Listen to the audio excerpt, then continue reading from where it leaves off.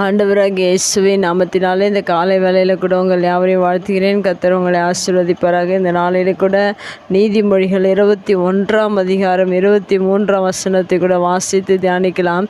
தன் வாயையும் தன் நாவையும் காக்கிறவன் தன் ஆத்துமாவை இடுக்கண்களுக்கு விலக்கி காக்கிறான். மிக அருமையான வேதவசனம். இந்த வேதவசனத்தில் கூட தன் ஆத்துமாவை என்று சொல்லப்பட்டிருக்க மெய்யாகவே ஒவ்வொரு மனிதனுக்குள்ளும் ஆவி, ஆத்துமா, சரீரம் என்ற 3 காரியங்கள் இருக்கிறது.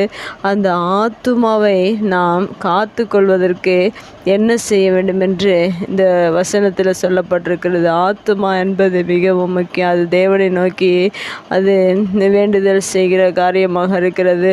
உங்களுக்குள்ள இருக்கிற அந்த ஆத்துமா ஒவ்வொரு நாளும் தேவனை நோக்கி கூப்பிட வேண்டும். இல்லை என்றால் அந்த ஆத்துமாவிலே அநேக உலகத்தில் இருக்கிற காரியங்கள், வேதனைகள், அநேக பிரச்சனைகள், போராட்டங்களை நினைத்து அது இடுக்கண்களுக்கு மாறிவிடுகிறது. இடுக்கணுக்குள்ளே சிக்கி தவித்து விடும்.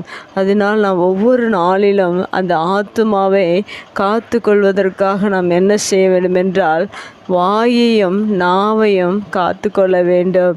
நம்முடைய வாயினால் பேசுகிற பேச்சினால், நம்முடைய நாவினால் பேசுகிற பேச்சினால் அது அநேக இக்கட்டுகளுக்கு, அநேக துன்பங்களுக்கு, வேதனைகளுக்குள்ளாக அது மாறிவிடுகிறது. ஏனென்றால் நாவு தான் ஒரு மனிதனுக்கு வாழ்க்கை முழுவதுக்கும் அது முழு பிரச்சனையை கொடுக்கிற ஒரு காரியமாக இருக்கிறது. நாவை காத்து கொள்ளும்போது தன்னுடைய சரீரம் முழுவதையும் நாம் காத்து கொள்ள முடியும். அதனால் நாம் பேசுகிற ஒவ்வொரு வார்த்தைகளும் மிகவும் கவனமாக இருக்க வேண்டும். அந்த வார்த்தைகள் மிகவும் நாம் சரியாக நாம் பேச வேண்டும்.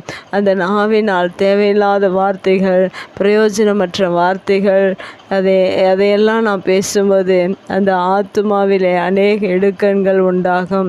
இன்றைக்கு அநேக மனிதர்கள் தேவையற்ற காரியங்களை தன்னுடைய வாயினாலும் நாவினாலும் பேசி அநேக இடுக்கண்களுக்குள்ளாக அநேக மனிதர்கள் சிக்கி தவித்து கொண்டிருக்கிறார்கள். ஆனால் இந்த வேத வசனத்தின்படி பாருங்கள், இங்கே சொல்லப்பட்டிருக்கிற வார்த்தை என்னவென்றால் தன் வாயையும் தன் நாவையும் காக்கிறவன் என்று சொல்லப்பட்டிருக்கிறது. நாம் நாவையும் வாயையும் நாம் காத்து கொள்வது ஒவ்வொரு நாளிலும் மிக அவசியமான காரியம். ஒவ்வொரு நாள், புதிய நாளிலும் நீங்கள் உங்கள் வாயையும் உங்கள் நாவையும் பயன்படுத்தும் போது எல்லாவற்றையும் நீங்கள் சரியாய் பயன்படுத்துவீர்கள் என்றால் நீங்கள் அநேக இக்கட்டுகளிலிருந்து நீங்கள் விலகி நன்மையான ஆசீர்வாதமான காரியங்களை நீங்கள் சுதந்தரித்து கொள்ள முடியும். ஆனால் ஒரு மனிதன் தன்னுடைய நாவினாலும் தன்னுடைய வாயினாலும் தேவையற்ற காரியங்களை பேசும்போது உங்கள் ஆத்துமா அநேக இக்கட்டுக்குள்ளாகி அது அழிவுக்கு நேராக நடத்தப்படுகிறது என்பதை ஒருபோதும் மறந்து விடாதீர்கள்.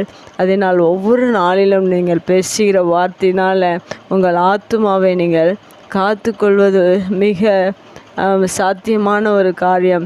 நீங்கள் ஒவ்வொரு நாளிலும் தேவனோடு கூட வேத வசனங்களையும் சரியான காரியங்களையும் உங்கள் ஆத்துமாவுக்கு கற்றுத்தருவீர்கள் என்று தாவீது அவருடைய வாழ்க்கையில் பார்க்கும்போது தன் ஆத்துமாவை நோக்கி, என் ஆத்துமாவே தேவனையே நோக்கி அமர்ந்திரு என்று அநேக இடங்களில் அவர் பேசியிருக்கிறார். ஆத்துமாவுக்கு நன்மையான காரியங்களையும் நல்ல காரியங்களையும் நாம் கற்றுத்தர வேண்டும் நம்முடைய வாயினால் பேசுகிற பேச்சினால். அதுபோல் நீங்கள் ஒவ்வொரு நாளும் உங்கள் நாவையும் வாயும் பயன்படுத்துங்கள். உங்கள் ஆத்துமாவை அநேக இக்கட்டுகளுக்கு விலக்கி காத்துக்கொள்ளுங்கள். கர்த்தர் உங்களை ஆசீர்வதிப்பார்.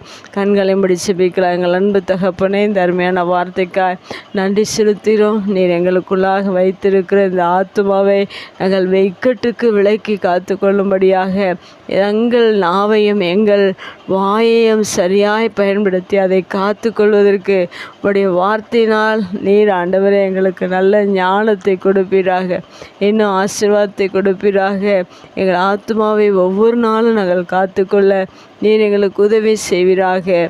இயேசுவின் நாமத்தில் ஜெபங்களும் நல்ல பிதாவே, ஆமேன்.